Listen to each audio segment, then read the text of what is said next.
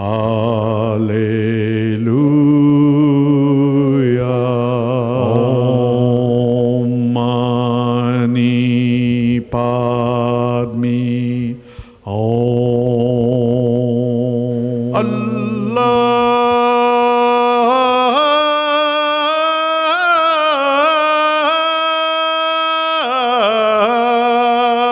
Satnam. Welcome. You're watching Harmony and Diversity, and today we're speaking with Tanya Smith. She's an atheist and a member of the Atheist Foundation of Australia. Thanks for coming in, Tanya. Thanks for having me.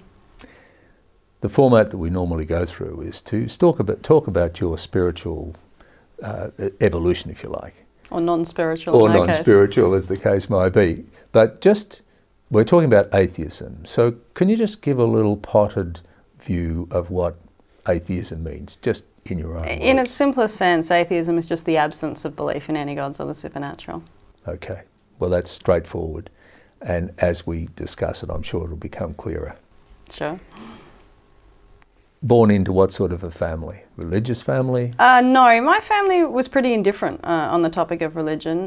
My father was raised Anglican, but by the time I came along, he'd largely lost interest in it. My mother was raised by rationalists, although they themselves were raised Jewish, but she was pretty disinterested in the topic of religion. So I learned a bit about what it was. I mean, this was the 1970s in Australia, so Christianity was the main religion that I heard about. But I was encouraged to think. I was taught to think about everything, to look for evidence, to ask questions, and not to just accept what I was told, to always sort of work out a rational basis for whatever I thought. So I pretty much learnt for myself, asked questions, and came to the conclusion pretty early on that religion didn't make any sense. When you say early on, what sort of early on would that be?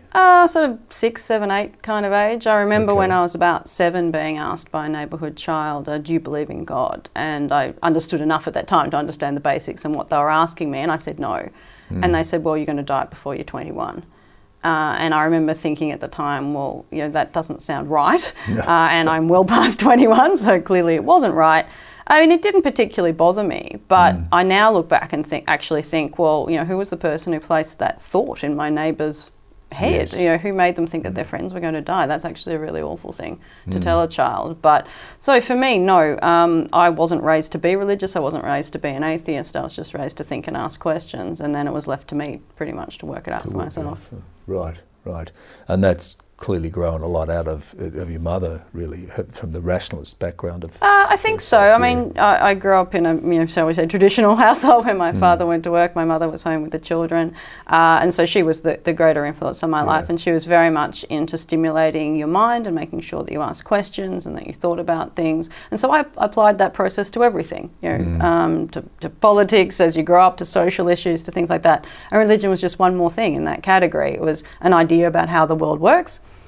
Here's some suggestions, think about it, and you think, well, actually, no, that doesn't make a lot of sense, so I don't believe it. Right. Okay, you're 7 or 8, you have the neighbour say that. Yep. What happened then? Where was your next? Well, I didn't have a religious education. I went to Montessori kindergarten, Montessori primary school. The only religious school I went to was a Uniting Church school for year 11 and 12, but by that time I was pretty firmly of the view that there really wasn't anything in any of the various religions of the world. So religion wasn't a major influence in my life. I had the odd friend. I remember one when I was about 16, who was a bit of a young earth creationist, actually, who genuinely believed that Adam and Eve were real people, that God had created the world 6,000 years ago, and she told me that I was going to spend eternity in hell. And I remember saying, I don't think that's very likely, actually. But, you know, we still got along reasonably well. I mean, I was fortunate in the sense that I grew up in Melbourne. I was I have a professional career. I was well educated. It's well known amongst my friends and my work colleagues that I'm an atheist. I'm not discriminated against. I'm fortunate. There are people in this world whose atheism puts in jeopardy their physical safety, their job, their family. I'm not in that situation. So for me, religion wasn't a major influence on my life. It was something that I would argue with people about from time to time if the topic came up. But it was really as I became an adult and I started looking at social justice issues that I cared about and seeing that on the opposite side, the opposition was predominantly religious, that I got more interested in getting involved in active atheism. Right. Right. And how long ago was that you started? About 5 years ago. 5 years I became ago, a right. member of the Atheist Foundation of Australia. From there I got involved in organising the 2010 Global Atheist Convention. I ended up on the board of Atheist Alliance International, and so over the last 5 years I've done quite a bit of volunteer work in atheism. Good. We'll go back to that in a minute. You went to uni, didn't you? Yes. Any atheist organisations there that you're connected with? Well, at the time, there weren't really atheist organisations in Australian universities. It's now much more widespread, and most of the major universities in Australia do have an atheist or secular or skeptics group. But at the time, no. I mean, there were Christian groups on campus, but I didn't really have anything to do with them. So it really wasn't much of an issue for me through my university life, unless the topic came up in some particular discussion. Did you find it at any point, or do you find now, that the evolution of having atheist friends or people who approximated to atheism, did that start to happen? Did you collect people around you, or you were alone much of the time? Well, I don't know if that many of my friends would specifically identify as atheists, other than the people I've become friends with through doing volunteer work in atheism. But I think that most of my friends probably have broadly similar views to me on things like social justice issues and fairness and equality in the way that you want people to be treated. And so they even if they have any religious tendencies, they tend to not be very strong. Well, you mentioned the atheist volunteerism. What did that lead you into? Well, I joined the organising committee of the 2010 Global Atheist Convention, and that was an amazing experience. I joined the committee maybe 6-9 months before the convention was on, and frankly, none of us had really done anything quite like that before. And then somehow we organised a 2,500 person convention at the Melbourne Convention and Exhibition Centre. It was the biggest of its type, subsequently superseded by the 2012 Global Atheist Convention, also organised by the Atheist Foundation of Australia, although not me personally. It was amazing. It is one of the things that I'm most proud of having done. It was just an amazing feeling. It was the first time anything like that had been done on that scale in Australia, and we had 2,500 people all in the one place. The energy was incredible. Yeah, it was absolutely amazing. So that was the convention, and then I joined the board of Atheist Alliance International, and a little bit accidentally ended up becoming president after it went through an international demerger. So I was actually having a career break at the time in France, and I ended up spending a year being president of Atheist Alliance International. Right. Now, so, all right, Australia is the one that was one of the organising forces in the first of those conferences. Why was it seeded in Australia? How did it arise here? Well, the origin was actually Atheist Alliance International, which was, despite its international name, a largely American group. It started up in the early 1990s, and it had done a series of conventions in America that had grown in size and become increasingly successful. It had expanded into having international members, the Atheist Foundation of Australia being one of them. And the then President, Stuart Beckman, came to the Atheist Foundation of Australia and said, look, we think we can organise Richard Dawkins. We think it's time to take these conventions outside America. What do you think about having one in Australia? And the AFA backed it. And it was a very big step for the Atheist Foundation, and it went really well. Yeah, so that's great. We'll actually come back to that because we've got a bit of a time issue which has arisen. We'll be back in a moment.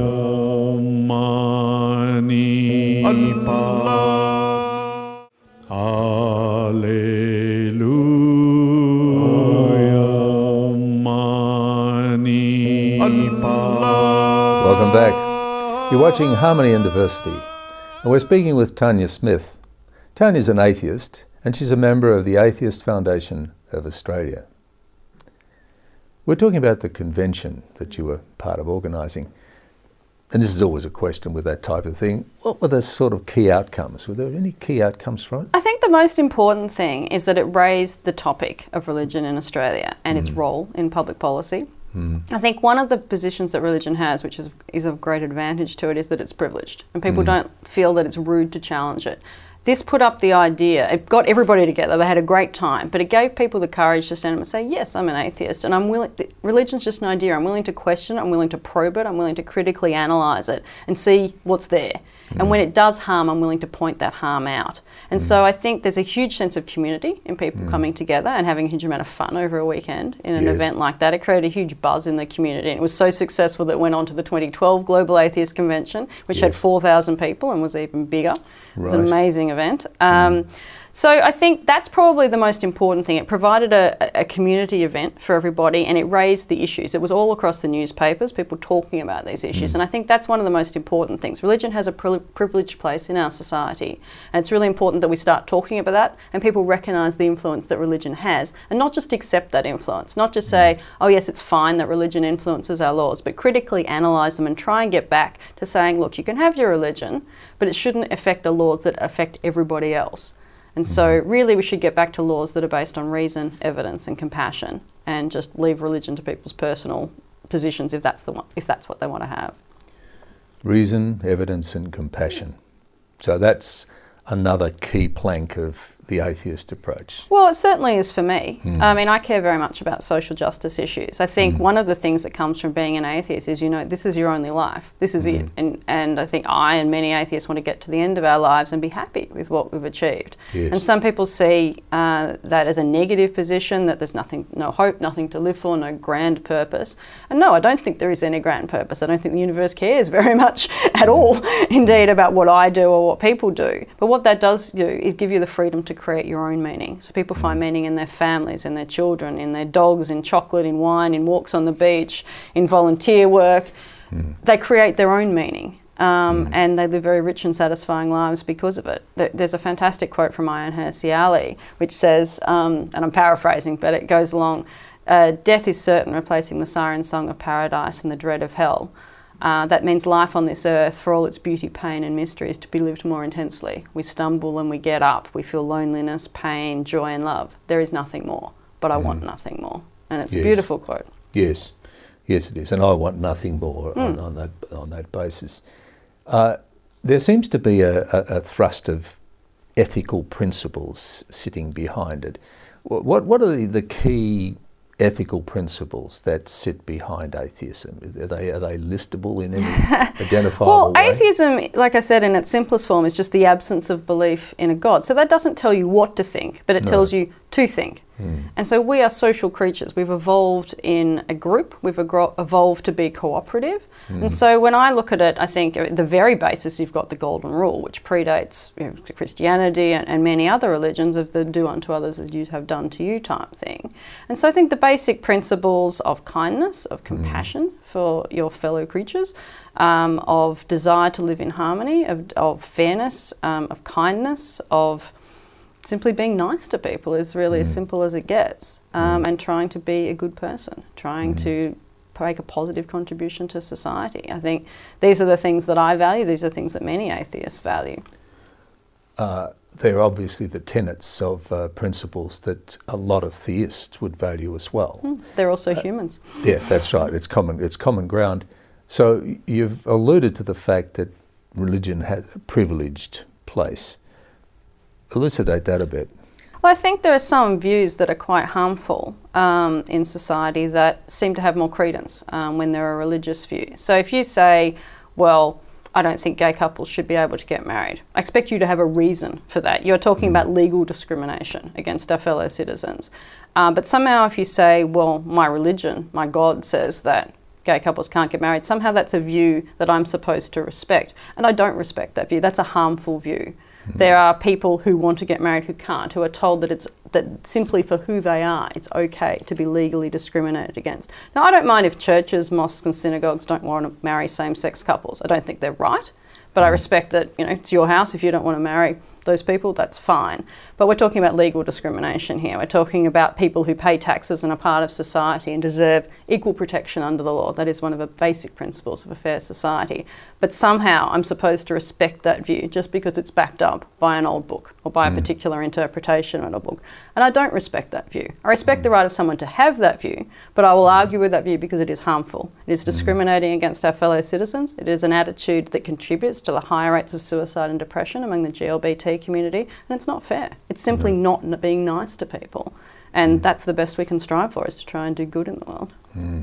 So that's where, when you allude to the religion having that privileged place. It's this place the of respect. being unchallenged in some quarters. Yes, that's right. You stand up and you put on an appropriate outfit and you represent that you're part of a religion. You can say some pretty horrible things. You can advocate for legal discrimination. You can take away women's reproductive rights. You can advocate that people shouldn't be allowed to decide their end of life choices. You can advocate for discrimination against LGBT people, against stem cell research.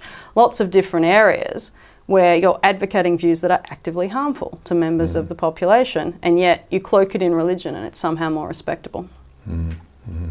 Yeah, I think there's a key there. Of course, it's the advocacy is not the issue. It's the fact that advocacy tends to be supported by the system. Is that not the point? I think that's the issue. You're obviously entitled to have a view backed up by religion or otherwise. You're obviously entitled to put that view forward, but your view does not deserve any more respect simply because it's cloaked in religion. It's just an idea. It's an idea that should be critically analysed. And ideas have their time.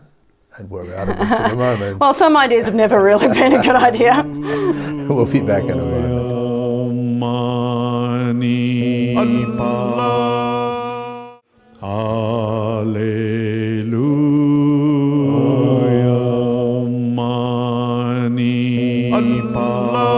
Welcome back.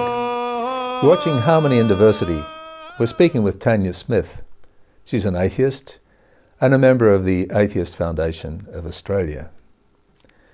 Tanya, we're talking about the privileged position of religion, and as we're saying before the break, the power of that is the fact that governments tend to give more credence to the religious-based aspect. As an activist, and if you don't mind me calling you an activist atheist, what sort of moves could you make to create an alternative to that, to counter that? I think the only really fair alternative is secularism. I don't think a government should be either religious or atheist. A government is there to represent all its citizens equally, no advantage and no disadvantage by being either religious or atheist. So the best thing a government can do is to simply step back and say, right, whatever worldview you want to take, that's fine. You're quite entitled to it. I, over here, will get on with governing for everybody. So I'm going to base my laws on reason, evidence and compassion. I'm going to do what's best for the outcome for society. And whatever your interpretation of your particular holy text, that's up to you. You can go and argue amongst yourselves about it. But that shouldn't be influencing the laws, because the laws are for everybody. Yes. You know, if you pick an example like abortion, for example, there are certainly Christians and Muslims and so forth who think that that shouldn't be allowed. I would never tell a Christian or a Muslim woman, well, of course you must have an abortion under these circumstances. That's ridiculous. If you don't want to have an abortion, that's fine. But what I don't want is you saying, well, I can't have an abortion. I don't believe in your God. I'm not remotely concerned about your hell or the principles that you have from this old book. I want a law that's based on reason and evidence and compassion that allows me to make choices about my life. So the important thing is just not so much to impose any view on anybody, but simply to take religion out of the equation when it comes to government and say, whatever you think on religion is not a matter for the government. We're going to be neutral and we're just going to get on with making laws. And that'd need to be based on what, ethical principles? Where would you draw that justice from? Where would you be able to justify? Well, I guess you could start with basic human rights principles. I mean, we talk about things like people having physical security, people having freedom of speech, freedom of thought, freedom of conscience. You're looking for, I guess, issues laws that produce the best social outcomes, that produce a harmonious and productive society where people are free to be themselves without government interference, except as is necessary to promote the safety of others. So we've got here a multicultural and multi-faith society. There need to be some fairly careful pathways negotiated between the various communities. We're not exclusive in being multi-faith, multicultural. Is there anywhere in the world that basic atheist principles are creeping into government in a quiet way? Well, I don't think you can really have atheist principles in a government specifically. Because atheism is the absence of a religion. It doesn't tell you what to do. So all it would do is tell you, okay, go and think of something.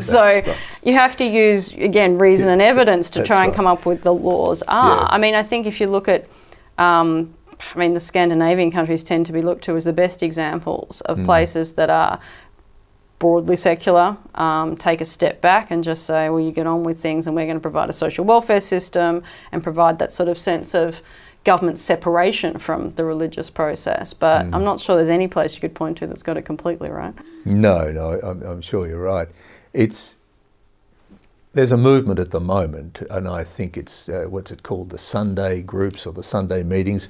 Sunday Assembly. Sunday Assembly, that's right, thanks for that. You went to one of those meetings. I've been to one, yeah. Yes. And the idea behind that is to give a place for atheists or non-religious people, or whatever. yeah. Yes, I think it's about, godless, I think is the term they use. I think it's about providing a sense of community. I mean, for many people, it can be quite lonely to be non-religious. A lot of atheists, non-religious people, whichever title they like to use, are people who have formerly been religious, from people who maybe like that sense of community on a Sunday, maybe people who've unfortunately lost their family members or some of their friends as they've come to the realisation that they're not in fact religious and don't want to try and fake it anymore. So I think the Sunday assemblies can provide a sense of community, a sense of harmony, and just simply a fun thing for people to do. But there's no right way to be an atheist, really. I mean, I would say there's a right way to be a nice person, and it's great if when atheists follow that, but you don't have to go to a Sunday assembly to be a good atheist. You don't have to go to a Sunday to be any kind of atheist, really. But if people get joy out of it, if they get a sense of community, then fine, enjoy it.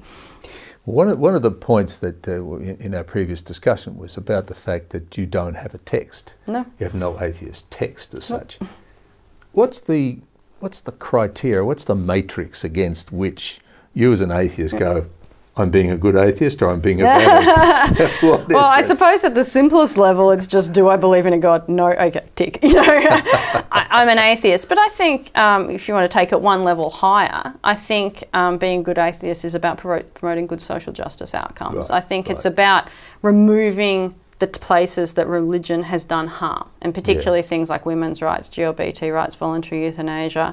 Those are situations where religion actively produces a negative outcome in our society. And so I think speaking up against those and not being afraid to say, well, yes, I'm an atheist, and I'm a good person. I have a good sense of ethics. I'm nice. I pat dogs, and I'm, nice to my friends, and I love chocolate, and I walks on the beach, and I have all this joy and this meaning in my life. But I don't need a God to do it. Yes. I just do it because I'm a human being. And so I think being out and proud about being an atheist is an important thing. Maybe not so much in Australia. And I live in Melbourne. It's reasonably progressive as things go. But there are people in the world who merely being an atheist is a danger to them. And so I think it is important to not forget those people and not just pretend that, oh, well, it's all very fine for me, but to actually be open and active about it. And that's why I'm a member of the Atheist Foundation of Australia and Atheist Alliance International. I think it's really important to show solidarity with people who are in a less fortunate position and to try and minimise the harm that religion does in our society. I've been acting and campaigning for same-sex marriage in Australia,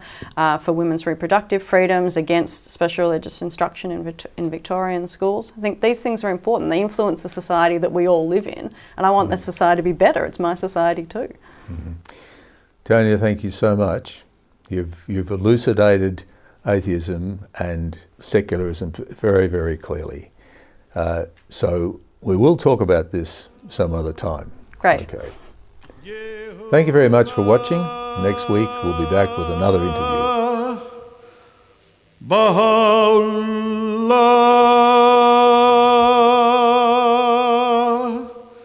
Shanti Om, Allah.